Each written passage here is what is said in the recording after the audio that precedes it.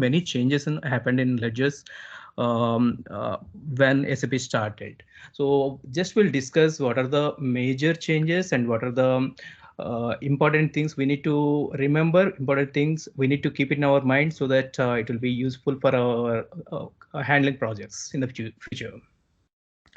So like to my knowledge, like SAP 3.1 onwards, people are working, and there is R2, and from R3, it's from 4.6 other versions.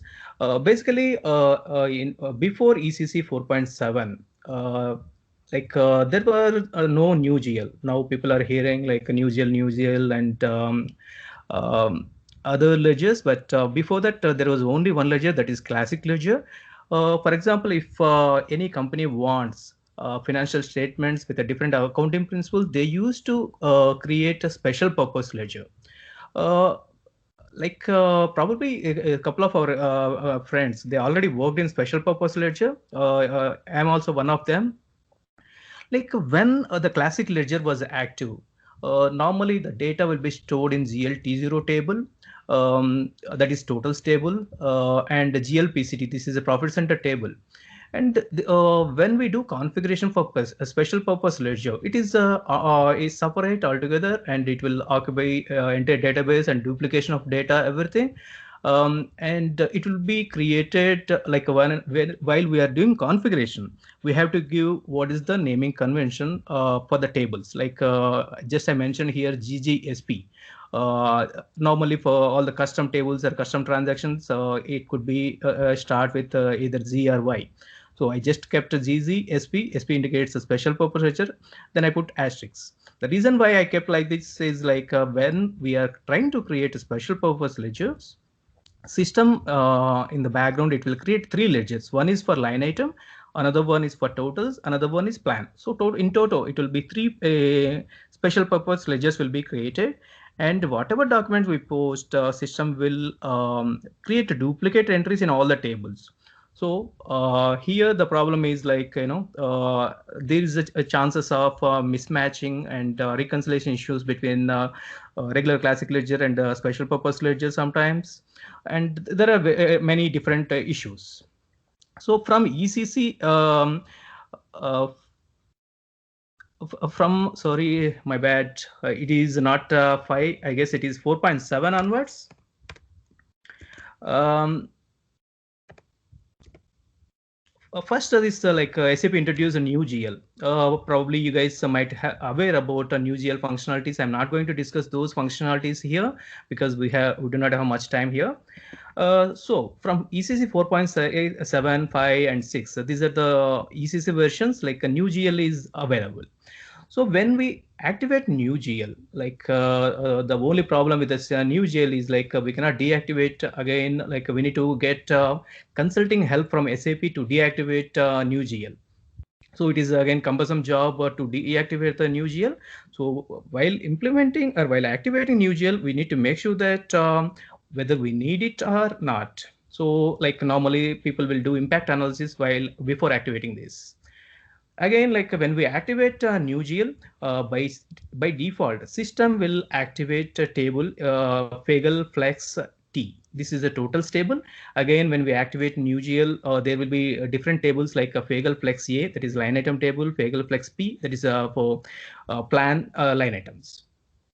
The difference between this GLT0 table and the Fagel Flex Fagel Flex A is like because we have many new functionalities available in NewGL. Those to fulfill those new functionalities, like SAP added many new fields in these tables, Fagel Flex tables.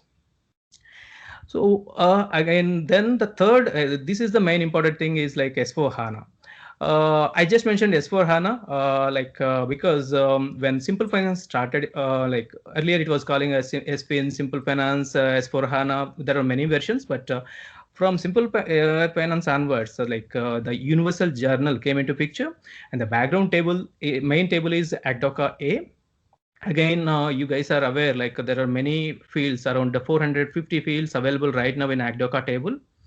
there will be no totals table. Earlier versions, GLT0, Fagel flexure, these are totals table. Now we do not have any Fagel flex T or GLT0. There will be no total tables in universal general.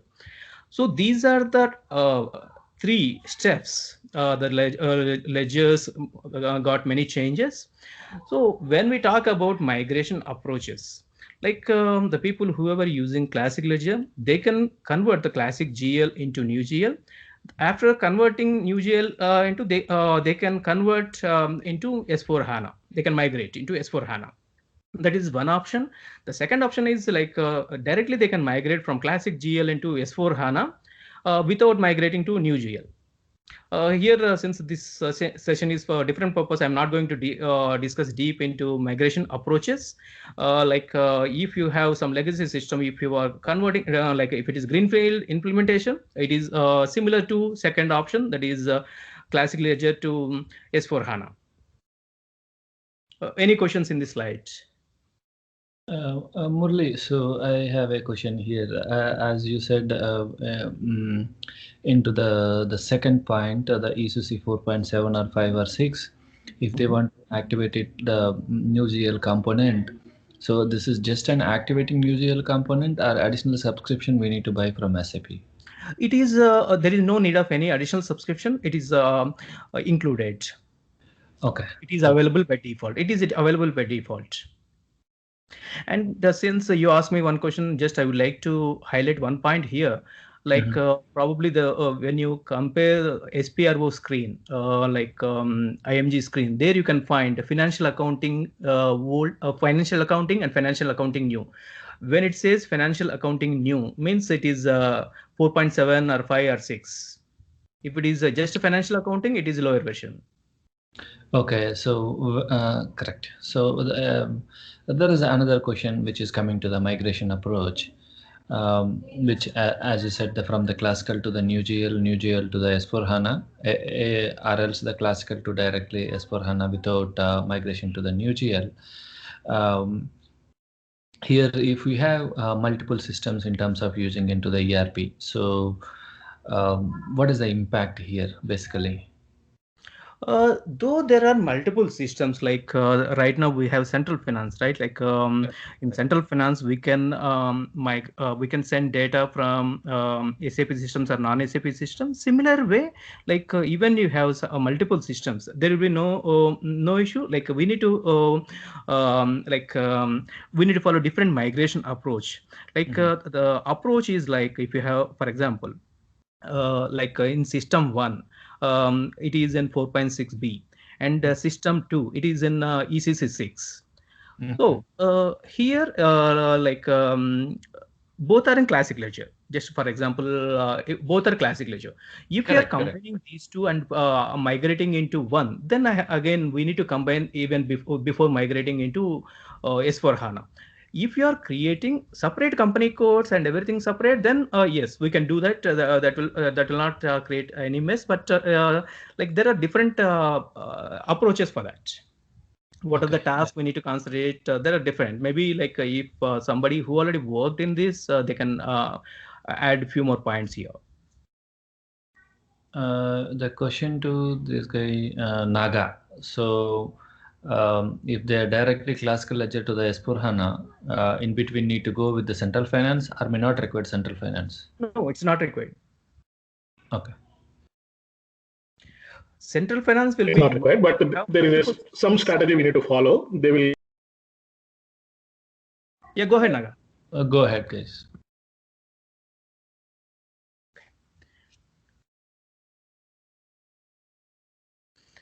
So go to just I prepared a slide. Sorry, somebody is asking some question.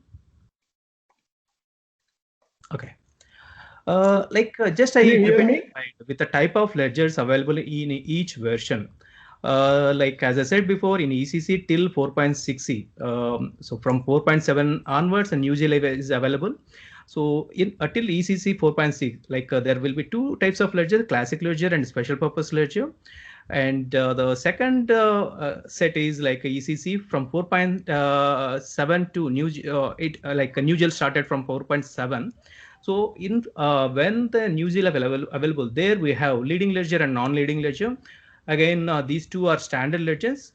We'll discuss more in the coming slides. I'm not going to discuss deeper about all these ledgers here. Just to highlight, I kept this slide. The third set is a simple finance. Like simple finance started with 1503 and 1511 till 1610. Like we have standard ledger and appendix ledger. So in standard ledger, again, normally it will be there will be two ledgers available: leading ledger and non-leading ledgers. S/4HANA 1610 and 1709, we have three types of ledgers: standard ledger, extension ledger, simulation ledger. Like I'm not separating leading ledger and non-leading ledger separately, just I'm putting as a standard ledger, because basically there will be no difference between these two except the tick mark. If it is a leading ledger, it's a 0L. Otherwise, any non-leading ledger, we can have any identifier. So in S/4HANA 1610 and 1709, standard ledger, extension ledger, simulation ledger. And the last and the current version from 1809 onwards, standard ledger, extension ledger. Actually, I kept the slide differently, but the below points like simulation ledger, prediction commitment ledger, and valuation ledger, and other standard ledger. These four, not standard ledger, extension ledger. So there are four types of extension ledger. Just to separate this one, I kept it like this. Maybe in the coming slides we'll discuss more. So everybody is aware, like a leading ledger, now always it will be 0L. And like whenever we make any postings, it will update in the leading ledger always. And right now it is updating all the postings into Agdoka table. And even for non-ledger specific financial non-ledger specific postings also updated in Agdoka table. So like as I said before, like there will be no difference between leading ledger and non-leading ledger. The only difference is like always 0L will be the leading ledger. All postings will happen to leading ledger only. And the purpose of non-leading ledger, like earlier we have special purpose ledger. Now we do not have special purpose ledger. Just to fulfill that requirement, SAP came up with this non-leading ledger. Like this is again a parallel ledger. Like if you want to prepare any financial statements based on different accounting principles, we can have non-leading ledger. And again, these non-leading ledger postings will updated in Agdoka table with the there will be a field called RLDNR.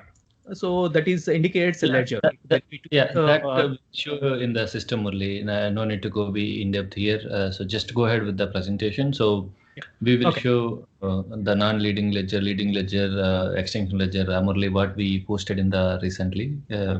We three, Satish and you or myself. So those system we can show it to them. Yeah, just I would like to give some brief idea. If you if you want me to rush, no issue for me. I can go ahead. Yeah, as I said before, like from 1809 onwards, we have extension ledger. Earlier it was calling as appendix ledger. These are non-standard again. Again, these are also parallel ledgers. When you compare extension ledger with other ledgers, normally like in the extension ledger, it will be created on top of underlying ledger. Underlying ledger could be some leading ledger or non-leading ledger. So here only the delta postings will be updated. For example, if we make any postings, then only the delta portion will be updated, not duplication of data, because all the data will be updated in the underlying ledger. Again, all these postings will be updated in the Agdoka table. So just this is another slide. We already discussed about this. Like extension ledger is again like similar to parallel ledger. It will post only delta postings into Agdoka table. It will sit on top of the underlying ledger. you can execute any reports, and if you use the underlying extension ledger, system by default will get the underlying ledger postings and it will display. So don't be confused, like it will show only delta postings. No, it will show even the postings happen to underlying ledger. And the right side screenshot I kept, like there is a leading ledger IFRS. On top of that, we have two ledgers: extension ledger for management accounting, and the other one is top side adjustments. If you see the right side, like we have another non-linear ledger. On top of non-linear ledger, we have extension ledger for tax purposes. Now here, just concentrate here. We have four types of extension ledgers. So first one is standard journal entries. This is basically for management adjustment, tax adjustment, or realignment, anything. These are the three top ones. These are the standard extension ledgers. Standard journal entries, it is called. And the second one is P line items with the technical numbers, no deletion possible. Earlier it was calling as prediction ledger. From 1809 onwards, it is calling as P line items with the technical numbers. So again, this is extension ledger, and here by using this ledger, we can have ledger for prediction ledger, a commitment, or statistical sales condition. Once you post, you cannot delete or reverse these postings. The third one is yes line items with the technical numbers. Earlier it was calling as a former like a simulation ledger. Again, this cannot be deleted, and this can be used for simulation purpose. The last one is journal entries, journal entries for valuation differences. They provided this option from 1809 onwards, but actually the solution was not ready, though it was available in the configuration, but you cannot use. I hope it is available from 1909 onwards. So here the screenshot, if you see the screenshot, this screenshot have postings of ACDOCA table, all the line items in ACDOCA table. 0L, as I said, the leading ledger. 2L, 2L is a non-leading ledger. The color code you can see, and XL is extension ledger. So here, as I said before, like we can use this extension ledger for different purposes, like internal management reporting, adjustments after closing the books of accounts, and sometimes the top management, C-level people, they will make some adjustment, and for that purpose, they will have separate ledger called top side adjustment ledger. And again, some people will have different accounting principles. That time they may need to have separate ledger. For example, in India, like each and every company who is registered with Companies Act, they need to ROC. They registered with ROC, Register of Companies. They need to submit their financial statements to ROC. They need to prepare all the financial statements based on Companies Act, and they parallelly they need to create financial statement to based on Income Tax Act 1961 and submit to Government of India. So they need to have they need to prepare two financial statements based on different accounting principles. So here at high level, like what are the advantages, like flexibility, use of existing reports, and reduce data footprint. As I said before, these are setting up a new extension ledgers is very easy, and there is no need of any migration, and just configuration is needed, and there is no need of any developers help here. And this is enabled by extension ledger comp as it just inherits the historical data of the underlying ledger. Another thing is like you can activate or deactivate the extension ledger in a production system anytime during the year without having to migrate data, as it is the case with a standard ledger. Because the standard ledger you cannot activate at the middle of the year. And existing reports, we have many reports in GUI. So all the SAP reports, wherever we can enter this extension ledger, we can use all the reports for reporting purposes. and reduce the data footprints, because this will store, all the extension ledgers will store only delta values. There is no duplication of data. And we have a couple of restrictions with these extension ledgers. We cannot make any postings to reconciliation accounts, especially vendor or customer reconciliation accounts. And we cannot make any postings to GL accounts with open item management. And all these extension ledgers are not integrated with asset accounting. Even if you make postings, it will not update in asset accounting. This is the biggest drawback. So only very few automatic processes work with extension GL allocations. So here now we'll talk about simulation ledger. So this simulation ledger, what's the purpose of this excuse me. If you see the right side screenshot, excuse me, please. Murli, so can you able to make the bigger screen so the right side it's in minimal to see the option? Maybe the font size or the left side slide you can remove. Yeah. Is it okay? Now I'm in play mode.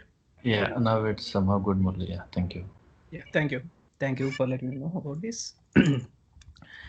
So from 1610 onwards, S/4HANA 1610 onwards, when we execute the foreign currency valuation, we have a selection checkbox called simulation mode. Like in the simulation settings, we can give the simulation ledger. Because we'll go through, once I complete this one, I will jump into the SAP. I will show how it looks like. This simulation ledger, we can create simulation ledger and we can execute this, the foreign currency valuation. Then system will make some postings in Agdoka table with a special type. It is called S type. And when we complete the currency valuation, foreign currency valuation, system will automatically deletes these postings, these S postings.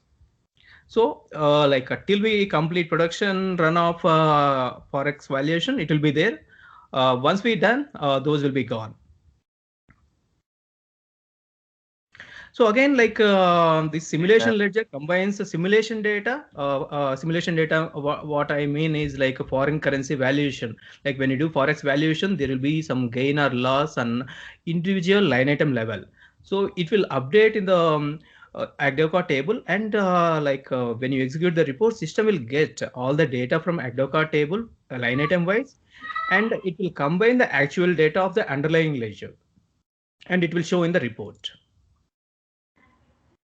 So as I said before, all the reports, wherever we can enter the ledger, we can specify the ledger, we can use this reports we can use for the simulation purpose. As I said, all the simulation data will be deleted automatically once we complete the forex valuation at the month end. And biggest advantage of the simulation ledger is impact of currency changes. We can see in advance before month end or before we complete production run of forex valuation. So the second type of ledger is jumping to prediction ledger. I have a small question into the simulation ledger, which you said after posting into the foreign currency valuation at the month end, the prediction ledger details, it's going to be in delete, right? So in terms of deletion means no. Surendra, just let me correct here. Prediction ledger is different and simulation ledger is different. Sorry, okay, go ahead. Yeah, simulation ledger, when we execute this forex valuation, system will do forex valuation for each line item, and it will make postings and it will update. When I say makes postings means it will post it will update Agdoka table with the S type of entry. All the document numbers will start with S, and it will update in the Agdoka table. Once you complete the forex valuation in production run, then it will be deleted automatically. So deleted means it will move out from the Agdoka table? That is the one as SAP suggested, but I don't know. I never simulated this. I just SAP has given like that. I don't know. How about Naga? Did you get a chance and look at this scenario? You said you are working on 1909, so can you able to advise in this area, Naga? No, simulation ledger and valuation ledger we are not using. Okay, thanks. Yeah, thanks. Murli garu, please go ahead. Yeah. Okay. Here, next type of ledger is a prediction ledger oblique commitment ledger, just to bifurcate and to show the difference between these two, because basically prediction ledger and commitment both are same. When you do configuration wise, just name difference. Just to show like what is the purpose of prediction ledger, I kept a different slides. So basically the prediction ledger, but Satish is going to discuss more about this prediction ledger. That's why I don't want to cover more here. Just I will go through at high level. Maybe he can cover in depth about this prediction ledger. So for example, I will start with one example. Basically, in some companies, they will create a sales order. Most of the people are aware about OTC process, and it will start with quotation, sales order, goods issue, invoice, and payment. So there could be some delay, huge delay between sales order and goods issue. That time we cannot predict what could be our future revenue. For example, the aircraft manufacturing companies. Basically, the aircraft or cruise manufacturing companies. For them, for manufacturing a cruiser aircraft, it will take at least 4 to 5 years. So in that case, it will be difficult for them to forecast. It may not be correct example. I'm just giving example just to tell there will be a delay between sales order and invoice. So that time, we want to see, we want to forecast, we want to predict what could be the revenue in the next quarter or after next quarter or next year. So that time it will be useful. That's the reason SAP come up with this prediction ledger. And if you see the right side screenshot, the top one is sales. The prediction, most of the people are aware, normally there will be no accounting postings when we create a quotation or sales order. But the accounting portions will happen from goods issue onwards, goods issue and invoice. These are the major thing. So since there will be no accounting postings at quotation or sales order level, so we cannot update anything. We cannot forecast any future revenue. Just to forecast revenue, SAP come up with this approach, this prediction ledger, and we have to do some configuration in order to use this.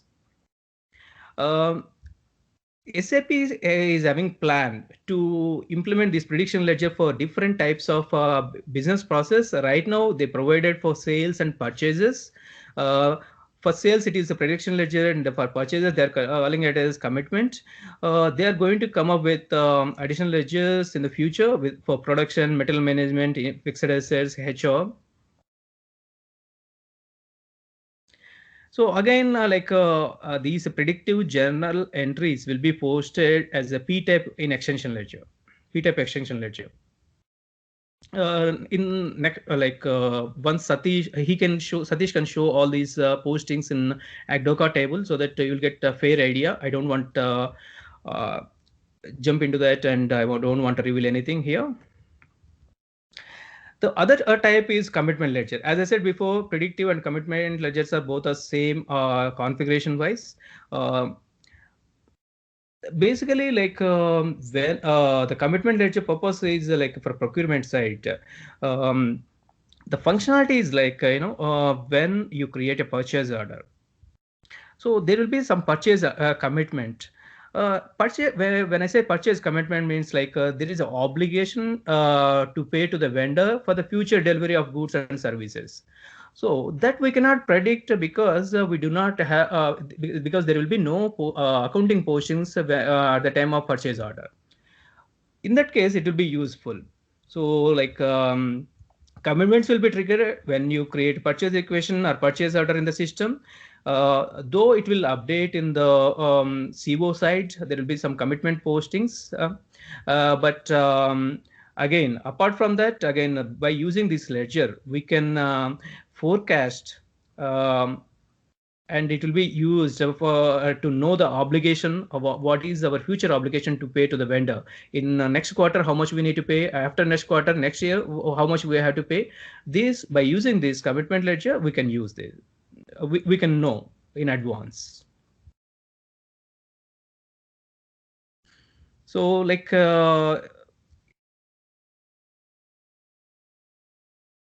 again, like in order to distinguish between regular postings and commitment postings, again it will be updated with P, I guess, with in the extension ledger in ACDOCA table.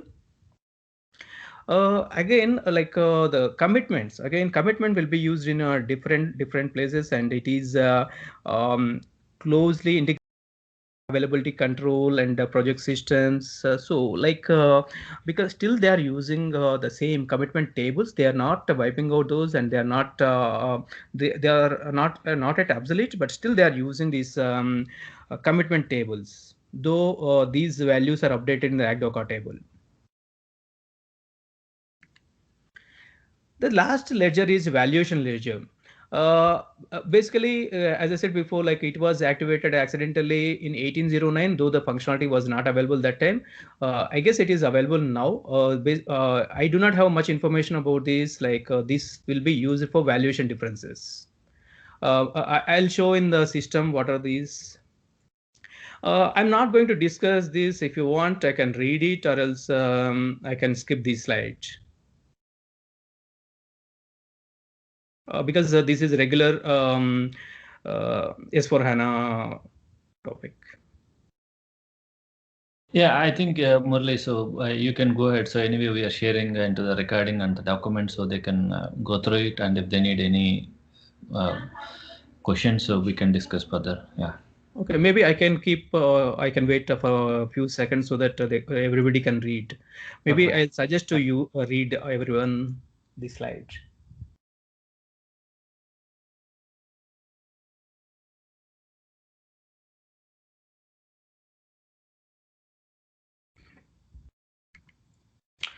Okay.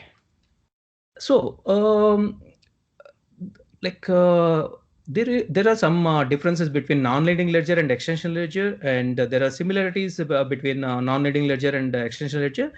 The similarities are like both allow assignment of different accounting principle. For example, parallel accounting and manual postings to both ledgers can be made using transaction FB01L, FB50L, or FB50L. These are the transaction codes basically used for making ledger specific postings. And again, as I said before, like manual postings to subledger accounts or GL that are managed as an open item are not allowed in both non-linear ledger and extension ledger. Posting period can be different from posting period of the underlying ledger. Currencies of both ledgers should be same as underlying ledger. These are the similarities. The differences between non-leading ledger and extension ledger are the underlying ledger for an extension ledger cannot be another extension ledger. It could be the leading ledger or a non-leading ledger. Non-leading ledger is an underlying ledger by itself. Custom ledger group can be defined for non-leading ledgers, but not for extension ledgers. One ledger group is automatically created when the extension ledger is created. You can define freely defined currencies in non-leading ledgers, but not in extension ledgers. You can assign a different fiscal year variant for non-leading ledger. Fiscal variant of extension ledger is inherited from its underlying ledger. All postings to non-leading ledgers create entries in table ACDOCA. However, with extension ledger, the postings in the underlying ledger are inherited by the extension ledger. This eliminates the need for redundant data storage. Especially the reason why I read all these points, like definitely you will get all these doubts when you are working on this non-linear ledger and extension ledger. And we come across a couple of issues when we are doing this configuration. Even I included those also here.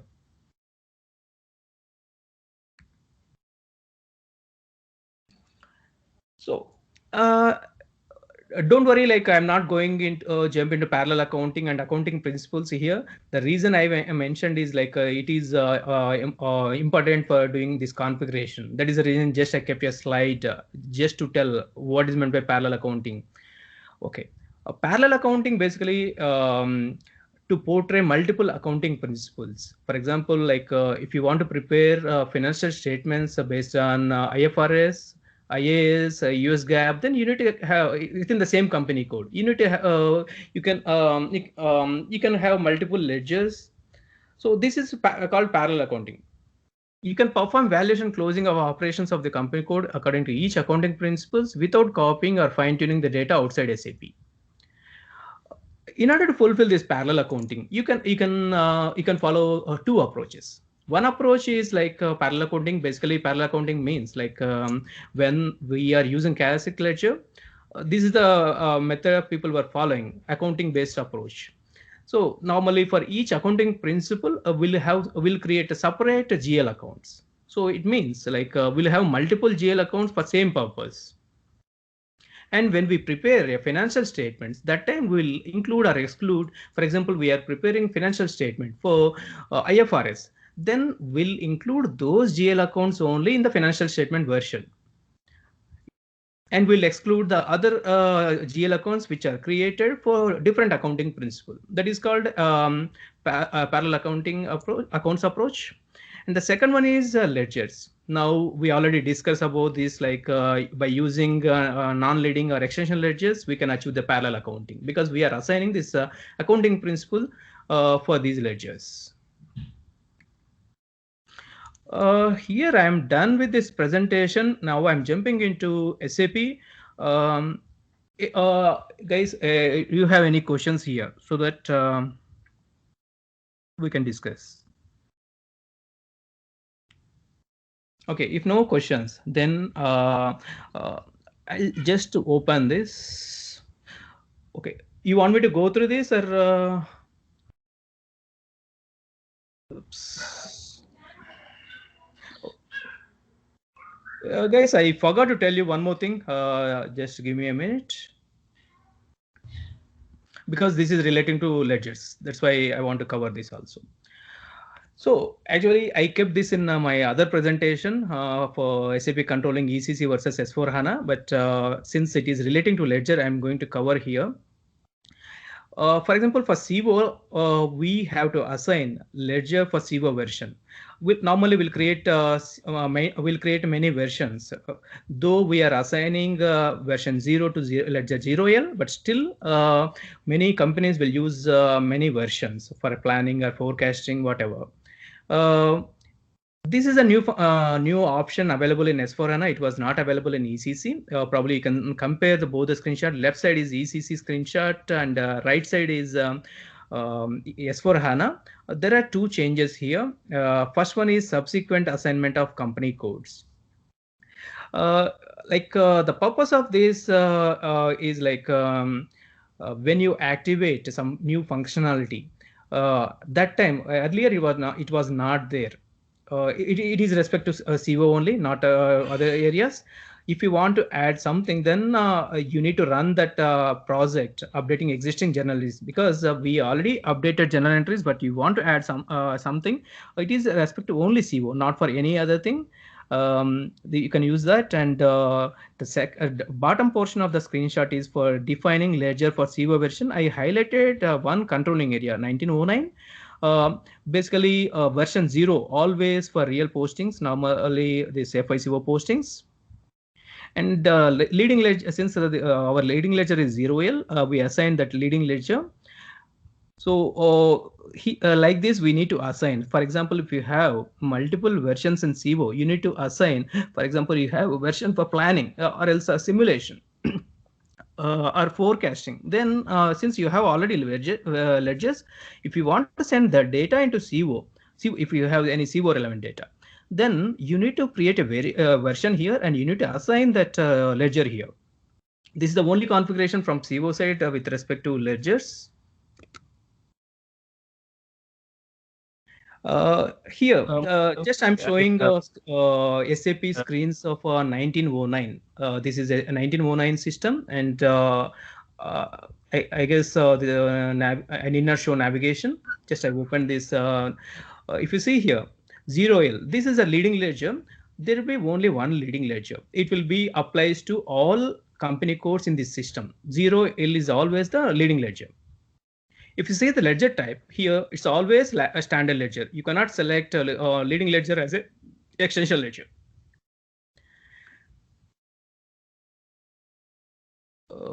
Actually, one sec. Yes, sorry, my bad. I missed one point here. Like in ECC, when you open ledgers, normally we'll have ledger code description and leading ledger or nodding ledger and totals table. Probably if you guys have access to any system or non S4 HANA system, there you can see. If you open one ledger, there you can see if it is new GL activated, it will show ledger code, description, leading ledger, or non-leading ledger, and totals table. Whereas in S4 HANA, like they removed this because these totals table, normally it will be Fagel FlexT always in new GL. They removed this and they added many new fields like ledger type, extension ledger type, underlying ledger, valuation view, subtype val, manual postings not allowed, accounting principle of ledger. So as I said before, like a 0L is always standard ledger. You cannot put ledger type as standard ledger.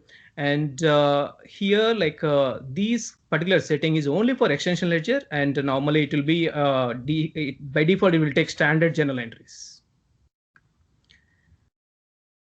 And the second one, this is a non-leading ledger. As I said before, like this is the only difference. If you check this check mark, it is leading ledger. For other, if you won't check this one, it is a non-leading ledger. Again, non-leading ledger is a standard ledger.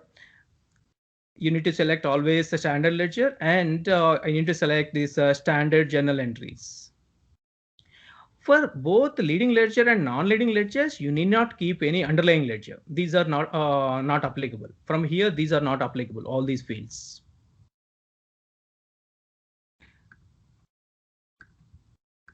I'm just covering I'm just telling you the differences between these ledgers.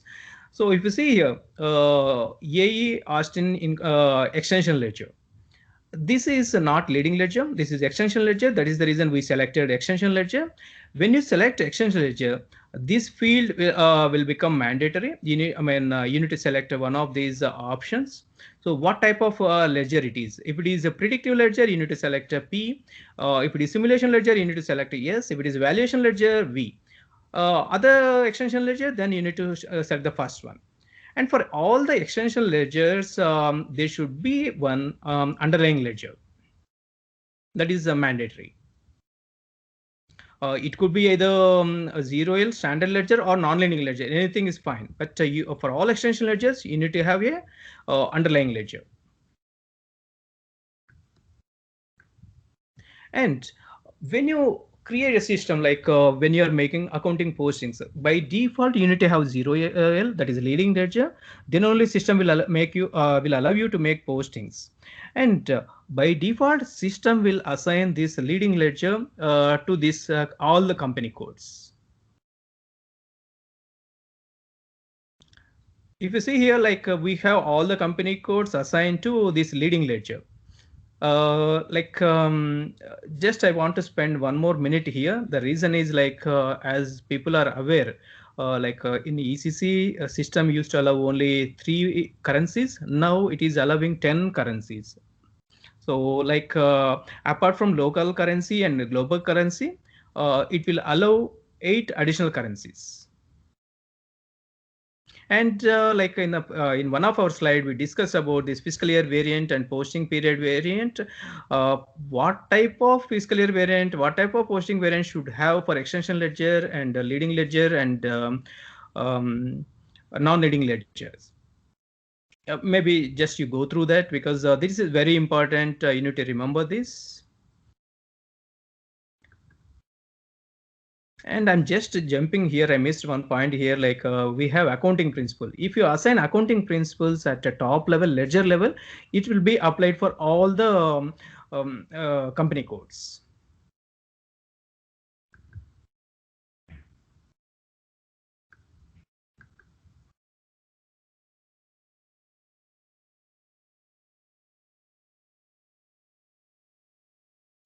I'm just taking this one example and just showing what is the account because the 0L is assigned to company code 1909, and what is the account principal assigned here. Nothing is assigned. And if you see here, like the currency types, these currency types maybe like if time permits we can discuss later. And what are the currency types normally, as I said before, earlier it was only 3 currency types. Now system is allowing 10 currency types. Just I would like to highlight few points here. There are 2 types of currencies here: global currencies and company code currencies.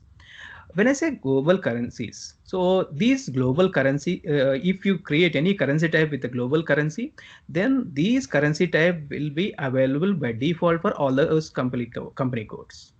If you create any currency type with respect to company code specific setting, then you need to assign this in the next tab, and that currency type will be applicable only for that company code for which we assigned. And I will show you what are the global currencies here. If you see here, since this is test system, some people they created all these global currency types. So 10 is by default SAP default global currency. Rest are somebody created. 10 and 70, sorry, 11 and 12 someone created.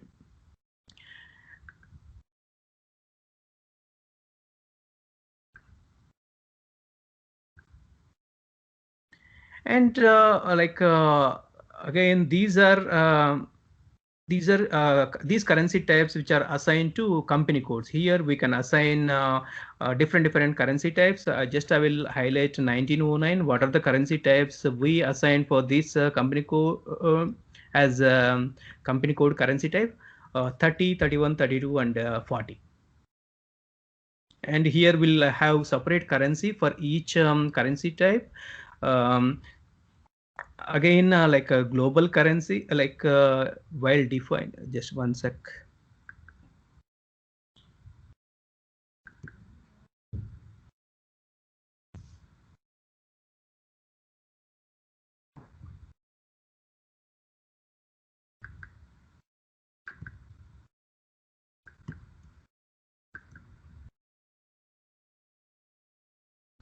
Yeah. Just I would like to highlight one point here. If you assign some currency here for this, because this is a global currency, if you assign some currency here, then it will apply for all the company codes which are using these global currency types. If you have currency type only at company code level, then it will apply only for that particular company code. If you see 1909 for group currency USD, for 1909 hard currency 40, it is euro. And again, these translation ratios, I need not tell about these things. Translation date. So these are the important settings with respect to ledgers. If any questions, please let me know. If no questions, now Surendra will take from here, and he will explain the other things later. No. Yeah, Murli, I want to add 2 points here. Yes, what we faced in 1809. So currency 11 is newly introduced. So currency 11 we need to use mandatorily. And second point is from currency type 32. Earlier we use exchange rate type M, right? Now we need to use exchange rate type P. No, let me add one point here. Earlier, for planning purposes, earlier we were using exchange type P. for planning purposes, especially for CO. Since this is the profit center valuation, that is the reason they were suggesting to use that P, because profit center valuation always will be in P. Yeah, that's right. Yeah. That's So, correct. And you are yeah. correct, because I don't remember the currency types, and actually Satish pinged me one. Yeah, and one more issue we are facing currently is whatever the documents which are created before migration, when we are trying to reverse after migration, that currency type 11, the line intensity we are not getting. So we are getting the message type X issue. So like the document is not balanced like that. So still SAP is working on it. So we don't have any solution from SAP on this. Yeah, Nag. So here, Naga, one question. So you are reversing the in S4HANA box, that one you are expecting to come to the down the line systems, or where you are getting No, the issue? in the S4 HANA system only. So once before migration, the currencies are different, right? There is no 11 currency before migration. Okay, as a part of migration, 11 currency is introduced.